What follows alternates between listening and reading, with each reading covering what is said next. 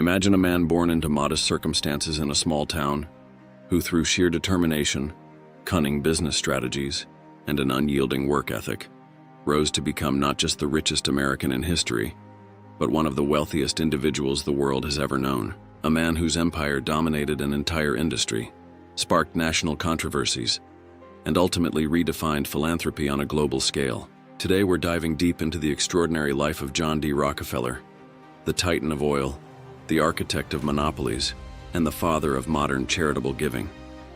This is a story of rags to riches, innovation mixed with ruthless ambition, and a legacy that still shapes our world today.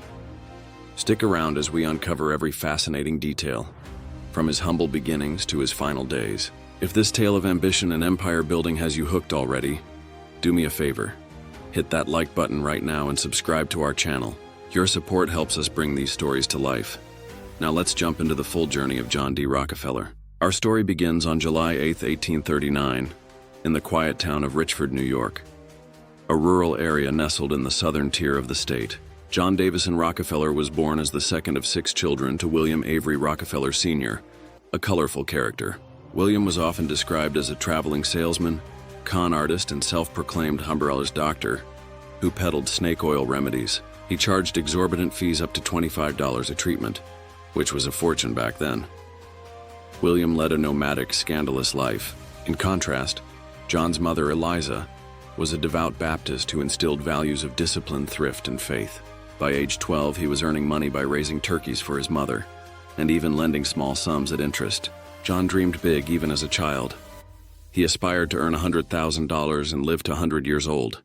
He was reserved and methodical. As a teenager in Cleveland, Rockefeller attended the city's Central High School, where he excelled in mathematics and debate. On September 26, 1855, at just 16 years old, he landed his first job as an assistant bookkeeper at Hewitt & Tuttle. He worked tirelessly, calculating transportation costs and mastering the art of rebates, discounts that would become a cornerstone of his empire. By 1859, he partnered with Maurice Clark to form Clark, Gardner & Company, a commission business dealing in hay and grain. In 1862, America's first oil well was drilled in Titusville, Pennsylvania, sparking a massive boom in oil prices. Recognizing the potential in kerosene, Rockefeller and his partners entered the oil business in 1863. Rockefeller innovated early. He used gasoline to fuel the refinery and sold byproducts like lubricating oil and paraffin wax.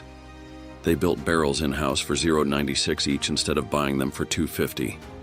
These efficiencies set the stage for his dominance. In February 1865, Rockefeller bought out the Clark brothers for $72,500, a day that determined his career. On January 10, 1870, Rockefeller dissolved the partnership and founded the Standard Oil Company of Ohio with $1 million in capital. Standard Oil pursued horizontal integration by acquiring competitors and vertical integration by building pipelines and tank cars.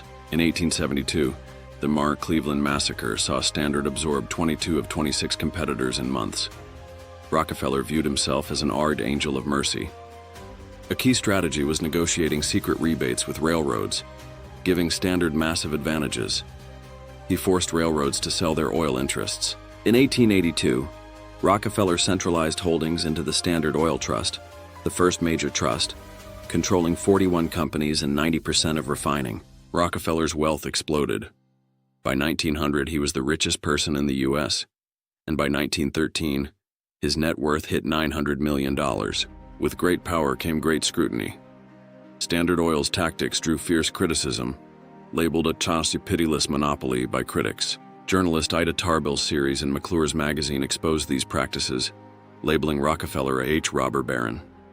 Public hostility fueled antitrust movements.